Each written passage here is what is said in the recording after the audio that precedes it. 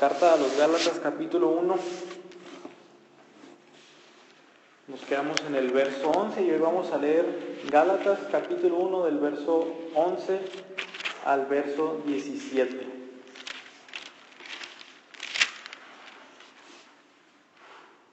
Gálatas 1 del 11 al 17. El sermón de hoy se llama Defendiendo el Evangelio y la conversión. Defendiendo el Evangelio, la conversión. Vamos a leer este pasaje. Dice, pues quiero que sepan, hermanos, que el Evangelio que fue anunciado por mí no es según el hombre, pues ni lo recibí de hombre, ni me fue enseñado, sino que lo recibí por medio de una revelación de Jesucristo. Porque ustedes han oído acerca de mi antigua manera de vivir en el judaísmo, de cuán desmedidamente perseguía yo a la iglesia de Dios y trataba de destruirla. Yo aventajaba en el judaísmo a muchos de mis compatriotas contemporáneos, mostrando mucho más celo por las tradiciones de mis antepasados.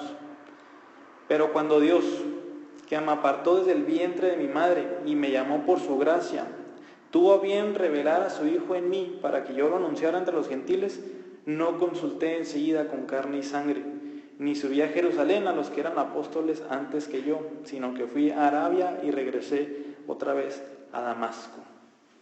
Les recuerdo que esta es la palabra de Dios, inspirada por el Espíritu Santo. Vivimos en un mundo hostil, en un mundo peligroso espiritualmente, donde predicar el Evangelio muchas veces no termina siendo una experiencia muy agradable. Muchas veces nos encontramos con oposición, muchas veces somos atacados por nuestra fe y ya lo sabemos, muchas veces por personas cercanas a nosotros. Estas personas muchas veces van a preguntarnos sobre la validez de nuestra fe. Bueno, me estás predicando el Evangelio, pero ¿cómo sé que es cierto? ¿Cómo sé que es el único camino a Dios? ¿Cómo sé que el Evangelio que predicas es el verdadero Evangelio? El deber del cristiano es siempre estar creciendo en el conocimiento y en el conocimiento de su fe, o sea, qué creo y por qué lo creo, y también de las Escrituras, para que, como dice 1 Pedro 3:15, santifiquen a Cristo como Señor en sus corazones, estando siempre preparados para presentar defensa ante todo aquel que les demande razón de la esperanza que hay en ustedes, haciéndolo con mansedumbre y reverencia. Aquí Pedro nos dice, deben estar listos ustedes para cuando alguien les diga, oye, pero ¿qué es sobre Cristo? ¿Qué es sobre las Escrituras? ¿Qué es sobre esto?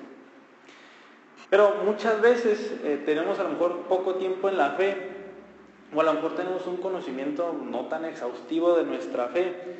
¿Qué es lo que debemos de hacer en ese caso? ¿Dejamos de predicar el Evangelio porque no estamos listos o porque no tenemos ese conocimiento suficiente? La respuesta es, por supuesto que no. No debemos de dejar de predicar el Evangelio. Lo que vamos a ver hoy es que hay una manera muy efectiva y muy poderosa de defender el Evangelio cuando lo predicamos, y eso es nuestro testimonio en el momento de nuestra conversión. Por más increíble que parezca y por más necio que parezca, y dice la Biblia que los caminos de Dios para el mundo son necios o son tontos, el relato de nuestro testimonio muchas veces va a conseguir el objetivo de defender el Evangelio y de ser una manera muy efectiva de predicar el Evangelio. Y esto es lo que encontramos en este pasaje. Aquí seguimos viendo a Pablo defendiendo el Evangelio que recibió ¿de quién? Del Señor Jesucristo, y que no recibió de hombre. Y en esta ocasión lo va a hacer por medio de su testimonio, por medio de la conversión de él mismo. Esto no fue algo raro para Pablo, de dar su testimonio de qué hacía antes y qué hacía ahora. Ahí en Hechos lo encontramos una serie de veces, como a veces tuvo oportunidad para hablarle a mucha gente y lo que hizo no fue predicar un sermón, sino que lo que hizo fue, yo antes hacía esto, conocí al Señor Jesús y ahora hago esto. O sea, nada más por medio de su testimonio. Y así que nos va a ayudar a nosotros a entender que defender el Evangelio muchas veces es tan simple como describir nuestra conversión. Vamos a ver primero el argumento de Pablo en los versos 11 y 12. Dice Pablo, pues quiero que sepan, hermanos, que el Evangelio que fue anunciado por mí no es según el hombre. Desde aquí, desde el verso 11 hasta el final del capítulo 2, es una sección autobiográfica de Pablo. Pablo va a hablar acerca de él. Yo fui acá, yo hice esto, subí a Jerusalén, me topé a él, autobiográfica. Y toda esta sección autobiográfica no tiene otro propósito más que defender el Evangelio. Lo primero que quiere Pablo que sepan los Gálatas es que el Evangelio que fue anunciado por mí, dice, no es según el hombre. Esta es como la tesis que va a defender hasta el final del capítulo 2. Este es el verso 11 y 12, para que lo tengan en mente todos los sermones que siguen hasta el final del capítulo 2. Y esto nos recuerda lo que dijo en Gálatas 1:1 acerca de su apostolado. ¿Qué dijo? Pablo apóstol, no de parte de hombres, ni mediante hombre alguno, sino por medio de Jesucristo y de Dios el Padre. Y asimismo el evangelio con el que lo evangelizaron a él no fue según el hombre, sino fue según Jesucristo y Dios el Padre.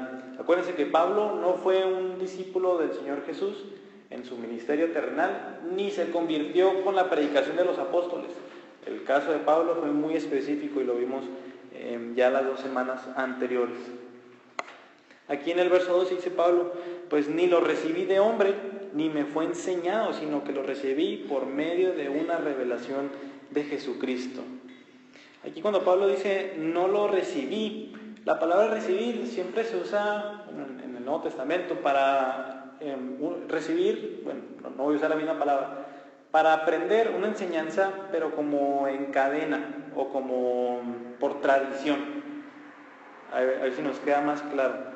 O sea, lo que Pablo dice es que no lo recibió de ningún hombre. Y esto de que el Evangelio, por ejemplo, vaya de boca en boca, obviamente no tiene nada de malo.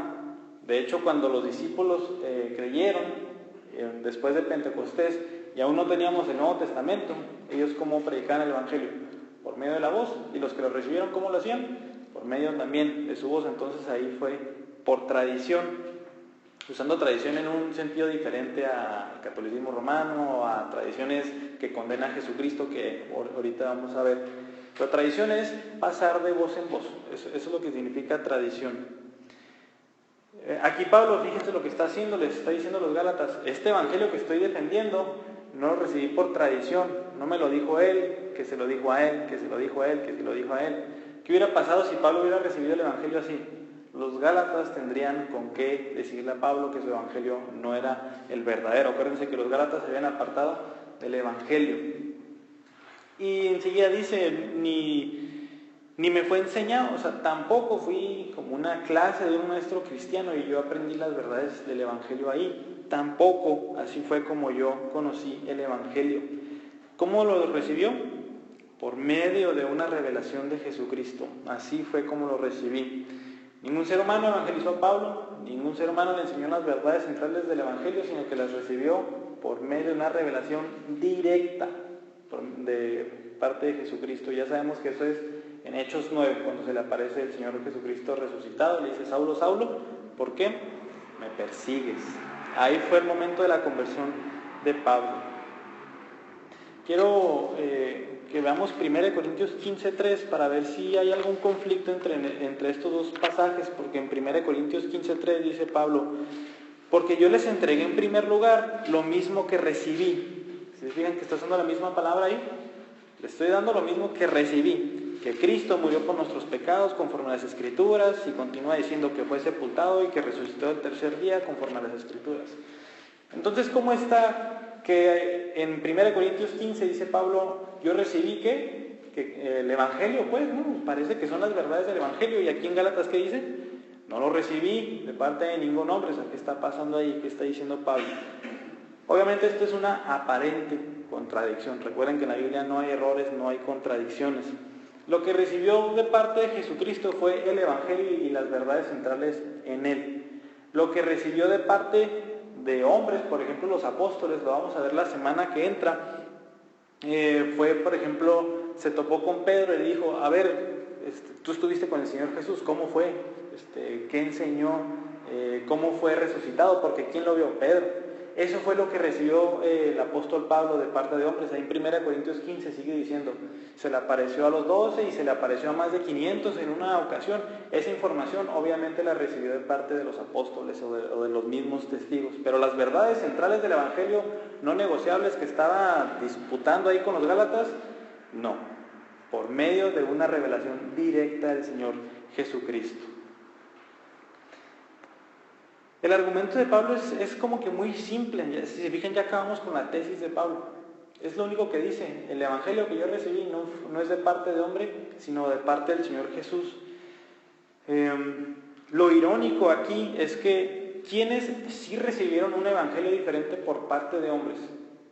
Los Gálatas. Los Gálatas fueron quienes recibieron un mensaje de parte de hombre y no de parte del Señor Jesucristo. Imagínense a Pablo diciéndoles, ustedes recibieron un mensaje de parte de esos maestros judaizantes. Yo no, a mí nadie me predicó el evangelio. Yo recibí el evangelio del Señor Jesucristo, del Mesías, de Dios mismo. Yo recibí ese evangelio. Entonces, si se fijan, no tiene comparación el evangelio puro de Pablo con el evangelio tergiversado y corrupto que estaban teniendo los Gálatas. Y este es un asunto muy importante. Así también nosotros debemos de recibir el evangelio de parte del Señor Jesucristo y no de parte de ningún hombre. Y van a decir, ¿pero cómo? ¿Cuándo es cuando Jesucristo se me aparece y me enseña el evangelio? Pues no, nosotros tenemos su palabra pura, sin falla alguna, donde se encuentra el mensaje del evangelio. Hay un ejemplo ahí en Hechos 17, que me gusta mucho, con los creyentes de Berea. En esta ocasión Pablo y Silas andaban en un viaje misionero y fueron a Berea y les predicaron el evangelio a los bereanos. Los bereanos recibieron el evangelio, dice ahí, con gusto. Qué bueno que el Señor Jesucristo es quien ha muerto por mis pecados, etc. Dice, ellos lo recibieron con gusto, aceptaron el evangelio. Pero el pasaje no termina con eso. Ahí Lucas hace un pie de nota en el verso 11 que dice que estas personas de Berea fueron más nobles que los de Tesalónica. ¿Por qué? Dice, pues recibieron la palabra con toda solicitud, pero además escudriñando diariamente las Escrituras para ver si estas cosas eran así. Por más fama que haya tenido el apóstol Pablo y Silas en ese entonces, los bereanos dijeron, ok, ese es el mensaje del evangelio, pero a ver si es cierto. Ok, sí. ¿Qué fue lo que hicieron? No consultaron a ningún hombre, sino que fueron ¿a dónde? A la fuente misma, al Señor, donde Él ha hablado. Y es lo que debemos de hacer. Es muy fácil a veces creerle a alguien que se para aquí y que se viste muy bonito y que habla con mucha autoridad y que habla con muchas palabras muy bonitas, pero eso no es lo que tenemos aquí de ejemplo. Lo que debemos de recibir siempre es la palabra de Dios pura, como dice 1 Pedro 2:2, deseen como niños recién nacidos la leche pura de la palabra de Dios. Lo único que nosotros debemos de querer como cristianos es la leche pura de la palabra y mucho más hablando sobre el evangelio. Acuérdense que el evangelio es un no negociable.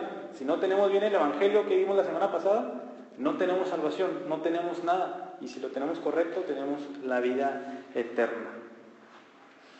Y ahora sí, vamos a pasar a los versos 13 y 14, donde vamos a ver que aquí empieza a Pablo a defender este argumento. Y en estos dos versos en específico vamos a ver la vida pasada del apóstol Pablo. Dice el verso 13, porque ustedes han oído acerca de mi antigua manera de vivir en el judaísmo. Así es como va a demostrar la validez del evangelio Pablo, hablando sobre su antigua manera de vivir. Fíjense lo que dice aquí Pablo, ustedes han oído acerca de mi antigua manera de vivir. La fama de Pablo, no como apóstol, sino como fariseo, se extendió principalmente en la iglesia. ¿Por qué? Pablo perseguía a la iglesia. Pero si se fijan, quién sabe hasta dónde no alcanzó esa fama de Pablo. Específicamente de Pablo, no dice ahí, han oído de nuestra antigua manera de vivir, no, dice de mi antigua manera de vivir. Pablo era alguien especial, alguien que perseguía a los cristianos de una manera a lo mejor muy, muy dura. Su fama era tan grande que, ¿sí se acuerdan quién recibió al apóstol Pablo después de encontrarse con el Señor Jesús? Fue Ananías. Y Ananías, las palabras de Ananías cuando se le aparece el Señor, le dice a Ananías, vas a recibir a Pablo, tú vas a ser quien lo va a recibir. ¿Qué dice Ananías? Hechos 9, 13 y 14. Señor, he oído de muchos acerca de este hombre, cuánto mal ha hecho a tus santos en Jerusalén, y aquí tiene autoridad de los principales sacerdotes para prender a todos los que invocan tu nombre. ¿Qué dice Ananías? Señor, sí, pero sabes que yo he oído mucho sobre Pablo, que aquí en Damasco, a donde viene, tiene mucho poder para agarrarnos a todos los cristianos. ¿Estás seguro, Señor, que es Pablo? ¿Qué le dice el Señor? Sí, instrumento escogido me es este para llevar el Evangelio. Y aquí Pablo habla sobre su judaísmo. Han oído acerca de mi antigua manera de vivir en el judaísmo. El judaísmo no es lo mismo que los judíos del Antiguo Testamento. El judaísmo del Nuevo Testamento, de los fariseos, es diferente. Ellos se apegaban al Antiguo Testamento, pero a algunas tradiciones. Ahorita vamos a ver sobre eso. Unas tradiciones fuera de la Biblia y las tenían prácticamente a la par. Creían en la Biblia y creían en sus tradiciones. ¿Qué era lo que hacía Pablo en su judaísmo? Verso 13. De cuán desmedidamente perseguía yo a la iglesia de Dios y trataba de destruirla. Eso es lo que hacía Pablo. Si se fijan, Pablo no perseguía a la iglesia, la perseguía desmedidamente. La palabra griega ahí es hipérbole. ¿Una hipérbole qué es? Como una exageración. Podemos traducirlo como de cuán sobremanera, de cuán extraordinariamente o de qué extremadamente yo perseguía a la iglesia. Si se fijan, cargaba esa fama con justa razón. Las persecuciones de Pablo las encontramos, por ejemplo, en Hechos 7:58, donde vemos que acaba de morir el mártir Esteban y avientan sus ropas sobre él. En Hechos 1 al 3 también vemos cómo Pablo perseguía a la iglesia, y en Hechos 9, antes de que el Señor Jesucristo se le apareciera, dice que Pablo iba a Damasco, ¿a qué? A perseguir a más cristianos. Entonces, su fama no era poca. 1 Corintios 15:9, él mismo como confesándolo dice, yo antes perseguía a la iglesia. Filipenses 3:6, en cuanto a mi celo, ¿qué dice? Perseguidor de la iglesia. Y también 1 Timoteo 1. Es como algo que Pablo tal vez trajo mucha conciencia, mucho remordimiento de haber perseguido a la iglesia de Dios. Y tanto así que cuando Pablo habla de su antigua manera de vivir, ¿qué dice? Yo perseguía a la iglesia. Para Pablo fue un pecado muy grande que el Señor obviamente le perdonó. Y dice, y trataba de destruirla, la iglesia, trataba de destruirla. Obviamente, si se fijan, como lo dice Pablo, significa que no lo consiguió. Yo trataba de destruir la iglesia, pero obviamente no lo logré. Pablo lo que quería hacer era erradicar por completo el movimiento de los cristianos. Desde su punto de vista, él no quería que siguieran esparciendo el nombre de Jesús. Él no quería que siguieran esparciendo mentiras, ¿verdad?, a la luz de lo que él era antes. Hay una promesa muy hermosa en Mateo 16:18, donde dice que, hablando de la iglesia, las puertas del Hades, ¿qué dicen? No prevalecerán sobre ella. Entonces, a pesar de que Pablo hubiera sido tan arduo a su tarea de perseguir a la iglesia y destruirla, el Señor Jesús mucho antes había dado una promesa de que nada se iba a levantar en contra de su iglesia, y un Pablo de Tarso no iba a ser la excepción. Entonces nosotros podemos estar seguros de que el Señor va a mantener siempre a su iglesia. O sea, no importa ni Pablo, ni malos gobernadores, ni ninguna filosofía, ni ninguna otra religión, jamás van a vencer sobre el cristianismo. Verso 14 sigue diciendo Pablo, yo aventajaba en el judaísmo a muchos de mis compatriotas contemporáneos. ¿Cómo? Mostrando mucho más celo por las tradiciones de mis antepasados. Si había muchas expectativas sobre el próximo gran maestro del judaísmo, si había rumores sobre la gran estrella que iba a salir en el judaísmo, ¿quién creen que era? El apóstol Pablo. ¿Quiénes habían recibido tanta educación como Pablo a los pies de Gamaliel? Nadie. Él era único, él era el próximo hit ahí en el judaísmo. Nadie lo iba a aventajar, él iba a ser la próxima gran estrella. ¿Por qué? Él mismo dice, yo mostraba mucho más celo por las tradiciones de mis antepasados. Estas tradiciones no hay que igualarlas con el Antiguo Testamento. Ahí el Nuevo Testamento nos habla mucho sobre estas tradiciones de los fariseos que tenían. El Señor Jesús, ahorita vamos a ver cómo condenó las tradiciones que ellos se cargaban, que no venían en la palabra de Dios. Al final, más o menos cuando el Nuevo Testamento se terminó de escribir, estas tradiciones de los fariseos y del judaísmo se escribió, los podemos encontrar en la Mishnah, en la Tosefta y en Talmudes babilónicos. Ahorita tenemos estas tradiciones que en tiempos del Señor Jesús practicaban. Pero el punto es que Pablo tenía mucha devoción al Antiguo Testamento, ya sabemos que de una manera equivocada, y a estas tradiciones, o sea, un poco superaban la devoción que tenía el apóstol, bueno, en ese entonces Saulo de Tarso, sobre su judaísmo. Obviamente Pablo tenía mucho celo por su religión, tanto así que el celo lo demostró persiguiendo a la iglesia. En el Antiguo Testamento hay unos hechos extraordinarios que hicieron algunos creyentes por su celo correcto hacia Dios. Dos ejemplos son Finés. ¿Qué hizo Finés? En Números 25:11. Cuando el pueblo de Israel apostató y se empezó a juntar con, en este caso los hombres, con mujeres paganas.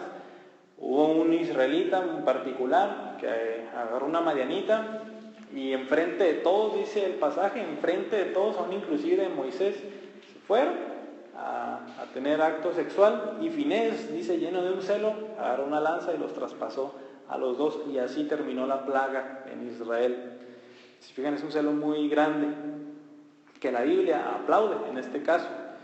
El profeta Elías, si se acuerdan, Elías pensaba que él era el único cristiano, en ese entonces era el único creyente fiel a Dios. Acuérdense que estaba lleno de profetas ¿de qué? De Baal. Está lleno el lugar de profetas de Baal, y en su celo los mandó a asesinar el profeta Elías.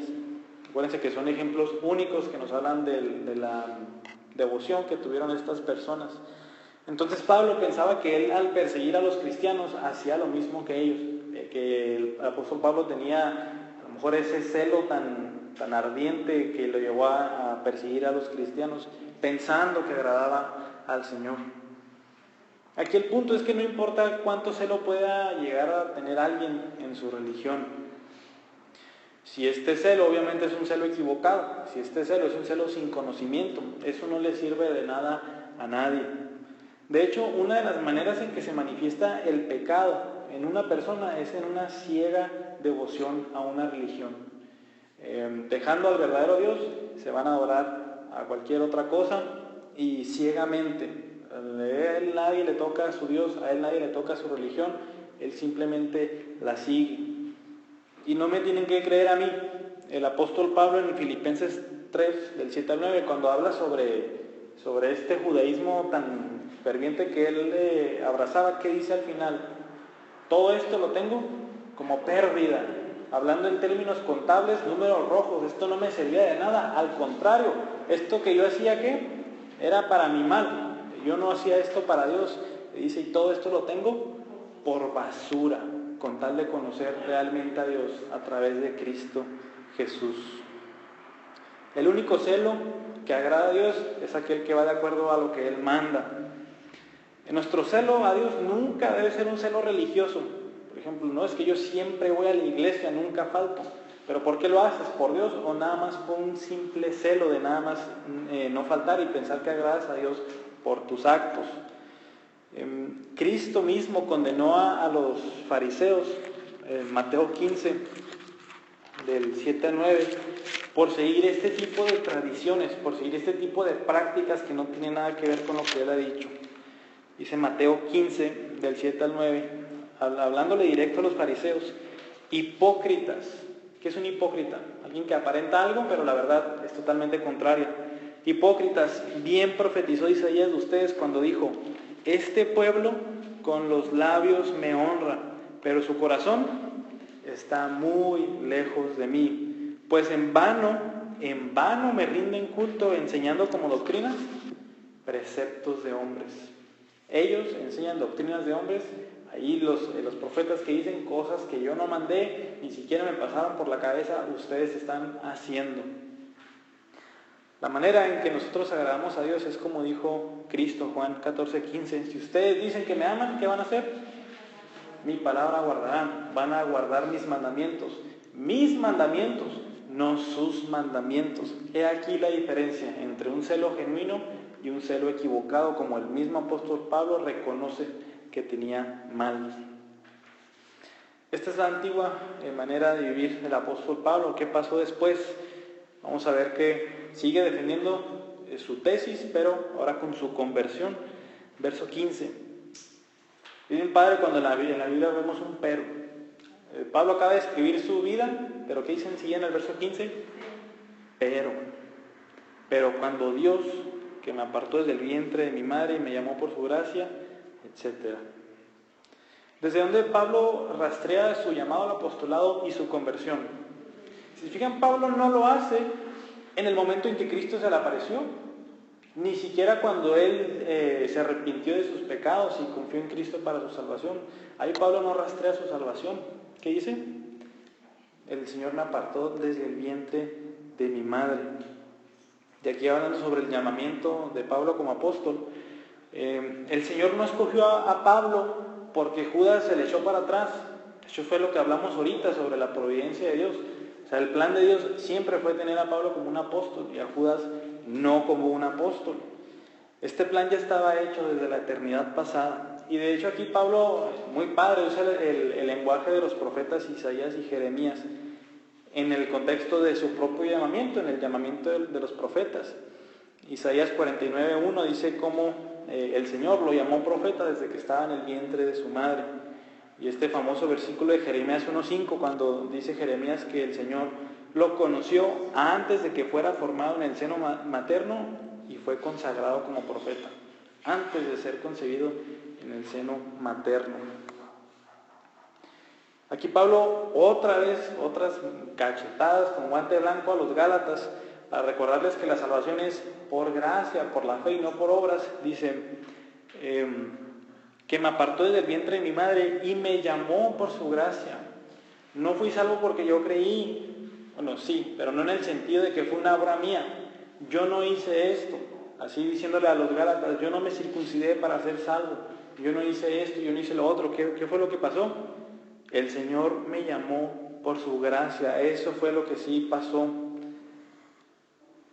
Entonces, ¿cuál es la base de la salvación? En el mismo testimonio de Pablo, sus obras, su circuncisión, su cumplimiento de la ley. No, el llamamiento de Dios. ¿Por qué? Por su gracia, por un favor inmerecido, no por algo que haya hecho Pablo, sino por algo que Dios sí hizo. Y aquí quiero que vean estas palabritas que nos las podemos brincar tan fácil, pero no. Dice, me apartó desde el vientre de mi madre y me llamó por su gracia. Dice, tuvo a bien revelar a su Hijo en mí. Esas palabritas, tuvo a bien. Otra traducción de estas palabras, tuvo a bien, es le plació. Le plació o tuvo a bien. Si entendemos verdaderamente que la salvación es por gracia, vamos a entender que Dios salva a los pecadores porque le tuvo a bien, porque le plació, porque fue algo que Dios le tuvo a bien, que Él decidió que estaba bien. Recuerden que Dios no está obligado en ninguna manera a salvar al pecador. Si Dios va a ser perfectamente justo, ¿qué tiene que hacer? Condenar a todos los pecadores, y Dios va a ser perfectamente justo.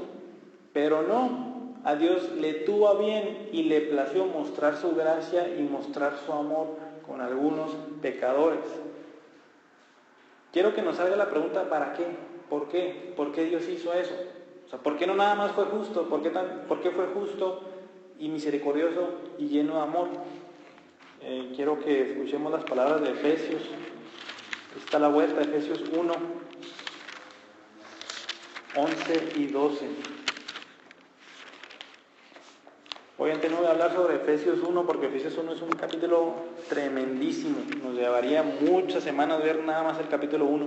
Pero al menos en el verso 11 dice, también en Él, hemos obtenido herencia, habiendo sido predestinados según el propósito de aquel que obra todas las cosas conforme al consejo de su voluntad. ¿Para qué? ¿Para qué nos predestinó? ¿Para qué me salvó? ¿Para qué me amó? ¿Qué dice el verso 12? A fin de que nosotros, que fuimos los primeros en esperar en Cristo, seamos para alabanza de su gloria. Los pecadores redimidos, ¿qué van a hacer? Alabarle, adorarle. ¿Por qué? Porque Dios no los condenó, porque Dios le tuvo a bien y le plació mostrar su amor y su misericordia con ellos. Para eso Dios salva a los pecadores. La pregunta es, ¿qué tanto en nuestras oraciones o en nuestras conversaciones tenemos en mente la gracia de Dios? Que a Él le plació salvar a los pecadores, que a Él le tuvo a bien. Pablo siempre muestra esto. Siempre que está hablando de algo, siempre saca el comentario de que Él es salvo nada más por la gracia de Dios, por la misericordia de Dios. Pablo, entendió muy bien que era salvo porque a Dios le plació. Pero ¿qué tal tú? Si eres salvo, ¿de verdad meditas en que eres salvo porque a Dios le plació nada más? ¿O dices, no, es que la verdad merecía ser salvo, ¿no? Es que la verdad fui más inteligente que los demás, es que la verdad Dios vio que yo hacía esto y por eso me salvó? ¿Cuál es tu pensamiento? ¿Que a Dios le plació o porque hiciste esto o lo otro? Algo que pasa en la vida de un creyente cuando llega a entender verdaderamente que la única base de su salvación es la gracia de Dios y porque a Él le plació, le empieza a cambiar todo. Todo le vuela a la cabeza y dice, todo es para la gloria de Dios. Él me salvó, Él me perdonó, Él me justificó, Él me predestinó, Él hizo todo. ¿Por qué no le voy a alabar? ¿Por qué no voy a vivir para Él? ¿Por qué no voy a orar a Él si Él hizo todo? Siempre que alguien llega a entender la gracia de Dios y se topa con ella de frente, su vida no vuelve a ser la misma jamás. Verso 16. Dice Pablo que le tuvo a bien revelar a su Hijo en mí. Eso fue lo que le plació al Señor, revelar a su Hijo en Él. Y esto es lo que pasa en alguien cuando el Señor lo llama. Cuando el Señor llama a alguien, acuérdense que este es el llamamiento eficaz de Dios. Cuando Dios llama a alguien, revela a su Hijo en esa persona. Necesitamos un milagro de Dios para que nosotros nos haga clic todo de que el Señor Jesús es Dios, de que Él es el Mesías, de que Él murió por nuestros pecados, en que Él resucitó, en que Él vivió la vida perfecta que yo debía de haber vivido. Eso es obra de Dios nada más. A alguien se lo puedes enseñar, a alguien se lo puedes mostrar en la Biblia, pero si Dios no se lo revela, Él no lo va a entender jamás. Y de hecho nadie puede ser salvo si Dios no lo revela a su Hijo en Él. Alguien puede decir que es cristiano, alguien puede estar en su religión, pero si Dios no le revela la persona de Jesucristo en Él, simplemente no va a ser salvo. Entonces necesitamos que el Señor nos revele quién es Jesucristo, quién es, qué hizo, por qué lo hizo. Y una vez que el Señor nos hace el clic, es cuando nosotros respondemos en fe y en arrepentimiento. No es hasta que no entendemos quién es Jesucristo, hasta que no podemos ejercer nuestra fe y nuestro arrepentimiento. ¿Para qué reveló el Dios al Señor Jesucristo, a Pablo? Ahí dice el verso 16. Revelar a su Hijo en mí, ¿para qué? Para que yo lo anunciara entre los gentiles. Este es el objetivo por el cual el Señor llamó a Pablo. También quiero que se fijen aquí que Pablo no se detiene a decir, el Señor me apartó desde el vientre de mi madre, me llamó por su gracia, me reveló a su Hijo y gozo de todos estos privilegios, y gozo de todos estos beneficios, y porque la gracia de Dios ha venido en mí, ahora esto, que es totalmente válido, pero ¿qué es lo que dice Pablo? Le plació revelar a su Hijo en mí para esto. Pablo no se queda en el evento del hermoso evento de la salvación, sino que dice, Dios hizo esta obra en mí para algo, con un propósito. O sea, no se queda nada más en lo bonito. Pablo dice, sí, todo eso es cierto, pero hay un propósito. Dios no nada más me salvó para que fuera salvo, no. Dios me llamó con un propósito. Y aquí Pablo dice, mi propósito es anunciar el Evangelio en los gentiles. Y eso viene muchas veces en Hechos 9:15, Hechos 22:21, Hechos 26, del 16 al 20. siempre Pablo está recordando su misión. A Pablo jamás se le olvidó el propósito con el cual Dios lo había llamado. Aunque concentrar su ministerio a los gentiles no se volvió una excusa para dejar a los judíos de un lado. Hechos, una y otra vez nos dice que cuando Pablo inició un viaje misionero, siempre llegaba primero a las sinagogas y ahí predicaba el evangelio. Muchas veces lo rechazaron, la mayoría de las veces, y después, ahora sí, se iba con los gentiles. Quiero que se pregunten, ¿por qué Pablo? ¿Por qué Pablo a los gentiles? ¿Por qué no Pedro? ¿Por qué no Juan? ¿Por qué no Lucas? ¿Por qué no alguien así? ¿Por qué Pablo tuvo que ser el instrumento escogido de Dios para llevarlo a los gentiles, a los no judíos? Si Pablo fue un judío de sangre, de mucho celo, es por esto. ¿Cómo buscaba agradar Pablo a Dios en su vida pasada? Por medio de su devoción, por medio de sus obras. Yo hago esto, yo hago lo otro, yo hago lo otro para agradar a Dios.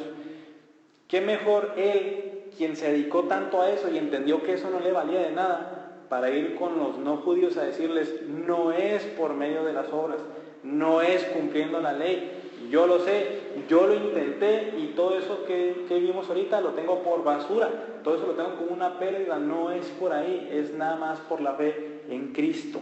Es por eso que a lo mejor que nadie, el apóstol Pablo era apóstol a los gentiles, a los no judíos. Así como Pablo, nosotros debemos de meditar en que no nomás debemos de quedarnos con la comodidad de gozar de la salvación. El Señor, así como leímos ahorita, para alabanza de su gloria, me perdonó, soy salvo. No nada más nos debemos de quedar ahí. Debemos de pasarnos como Pablo al propósito. ¿Para qué? ¿Por qué? ¿Qué debo de hacer entonces enseguida? Sin meternos mucho a ese tema, porque es un tema muy complejo, nuestro llamado de cada uno, debemos de resumirlo en dos. Nuestra santificación. 1 Tesalonicenses 4:7. Dios no nos ha llamado a la inmundicia, sino ¿a qué nos ha llamado? A santificación, a estarme alejando del pecado. Eso es como que el paso que yo tengo que dar después de que yo he sido perdonado, a estarme quitando del pecado, a estar luchando contra él toda mi vida. Y obviamente la segunda es seguir esparciendo el evangelio. Mateo 18-20, que es la gran comisión. Ahora vayan y hagan discípulos a todas las naciones, dice el Señor Jesucristo. Eso es resumido, pero al menos es muy buen resumen. Santificarnos y seguir predicando el evangelio a los demás. Y cuando Pablo continúa y dice, revelar a su Hijo en mí para que yo lo anunciara entre los gentiles, no consulté enseguida con carne y sangre. Entonces, ¿qué pasó después de que Pablo se topó con el Señor Jesucristo en el camino a Damasco? Lo que hizo, al menos lo que no hizo, dice Pablo, fue ir a consultar con carne y sangre. O sea, no fue con nadie y le preguntó, oye, me topé con el Señor Jesús, ¿qué hago? Oye, es que me pasó esto y el Señor Jesús me dijo esto, ¿qué hago ahora? ¿O qué significa? Dice Pablo, yo no fui con nadie, con carne y sangre, que está haciendo énfasis en un ser humano. Y para dar fuerza a eso, dice en el verso 17, ni subí a Jerusalén a los que eran apóstoles antes que yo. O sea, no nada más, no fui con los cristianos, ni siquiera fui con los apóstoles a consultar sobre mi revelación. No necesité como su aprobación, no necesité su interpretación. ¿Cuál es el punto de Pablo? La revelación que tuve fue directa, fue clara. Yo fui llamado a ser apóstol a los gentiles. Y acuérdense que aquí Pablo está reafirmando su autoridad, porque los gálatas no querían escuchar a Pablo. Entonces dice Pablo, para que se fijen, después de la revelación, ni siquiera fui con los apóstoles que el Señor Jesús instituyó para consultar acerca de esto. ¿Qué hizo? Dice Pablo, sino que fui a Arabia y regresé otra vez a Damasco. Eso fue lo que hizo. Se topó con el Señor Jesucristo, no fue a preguntarle a nadie ni nada y se fue directo a Arabia. ¿Qué fue a hacer Arabia? 2 Corintios 11, 32 y 33 nos dicen que el rey Aretas, que era el rey de Arabia y de toda esa región, dice que quería encarcelarlo. ¿Por qué motivo? Por predicar el evangelio. Entonces, ¿qué hizo Pablo después de la revelación? Predicar el evangelio. No consultó nada, no necesitó aprobación de nadie para el evangelio que había recibido de Jesucristo, y recibiéndolo, lo predicó. Así que si se fijan, Pablo está defendiendo de una manera pues muy clara este evangelio que él había recibido por parte del Señor Jesucristo. Pablo ha defendido el evangelio por medio de su conversión, por medio de su testimonio. Les recordó a los Gálatas su vida pasada. Yo era así antes, pero el Señor mostró su gracia en mí. ¿Y qué hice después? Fui a cumplir mi objetivo, que era el predicarle el evangelio a los gentiles. Entonces, la manera en que Pablo ha defendido el evangelio es por medio del cambio que ha habido en su vida. Fue muy útil hacerlo así porque todos conocían el testimonio antiguo de Pablo, y el hecho de ver a alguien que perseguía a la iglesia con mucho fervor, que ahora fuera uno de ellos, algo tenía que ser cierto en ese evangelio que él había creído. Eso es lo que está diciendo Pablo en este pasaje. Y esta es lo que nos corresponde a nosotros. Esta es una de las maneras más efectivas que nosotros tenemos para predicar el evangelio a los demás. Muchas veces otra vez nos van a querer cuestionar sobre el evangelio, pero muchas veces no tenemos las respuestas. Y cuando no las tenemos, déjame te platico algo que sí es muy cierto y a lo mejor que tú sabes. Yo antes era así, conocí al Señor Jesús y ahora soy así. Entonces, lo primero que tenemos que hacer es platicar sobre nuestra antigua manera de vivir, de cómo éramos antes de conocer al Señor Jesús, de qué tan lejos estábamos de Dios, qué tan esclavizados estábamos al pecado, muchas veces de cuán hostiles éramos hacia Dios, cuánto lo odiábamos, cuánto lo rechazábamos, a lo mejor qué tan religiosos éramos como el apóstol Pablo. Esto depende de cada quien. La vida pasada obviamente es personal, cada quien tiene su testimonio. Pero después de decir eso, pero por la gracia de Dios me reveló a su Hijo, creí, me arrepentí de mis pecados y ahora hago esto. Él me ha librado del mundo, Él me ha rescatado del presente siglo malo, como veíamos ahí hace 2 semanas en Gálatas 1:4. Ahora tengo nuevos deseos, ahora nada más quiero agradar a Dios, ahora quiero conocerlo a través de su palabra, ahora quiero vivir una vida que le agrada. Esa es una manera muy poderosa de predicar el evangelio. Lo único que requiere es mucha humildad, porque pues vamos a hablar sobre nosotros y vamos a hablar muchas veces de todas las cosas pasadas que hacíamos. Pero acuérdense que todo es para la gloria de Dios. Por medio de nuestra vida pasada, muchos pueden llegar a la fe. Principalmente personas que nos conocen. Muchas veces dicen, oye, pues ¿qué te pasó? ¿Por qué ya no haces esto? ¿Por qué lo otro? Oportunidad perfecta para predicar el evangelio. Es que sabes que yo era así y es más, tú no sabías esto y hacía esto, pero por la gracia de Dios ahora ya no soy así, ahora busco agradar a Dios por medio de lo que Él me dice en su palabra. Así que no hay que temer ninguno de nosotros cuando vayamos a predicar el evangelio. A pesar de que no tengamos las respuestas a muchas de las preguntas de las personas, muchas veces va a bastar con que nosotros les prediquemos con nuestro testimonio. Tal cual lo hizo el apóstol Pablo, así va a ser una manera muy efectiva de predicar el evangelio. Vamos a orar. Señor, gracias por tu palabra, gracias por el testimonio del apóstol Pablo y cuán poderoso es para que muchos se pudieran convertir a través de él. Pero, Señor, ayúdanos a nosotros a predicar con nuestro testimonio. Haznos humildes, humíllanos para nosotros poderle decir a las demás personas cómo éramos antes. Muchas veces tenemos pecados guardados que nadie sabe, pero ayúdanos a usarlos sabiamente para tu gloria, para traer a muchas personas a ti.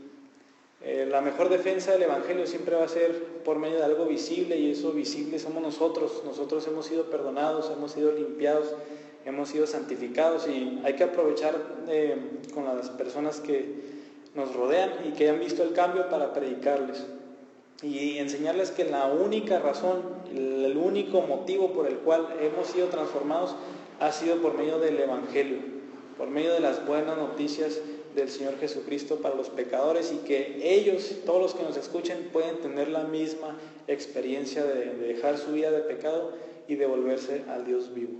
Ayúdanos a abrazar este mensaje y más que nada predicar este evangelio con nuestro testimonio, Señor. Amén.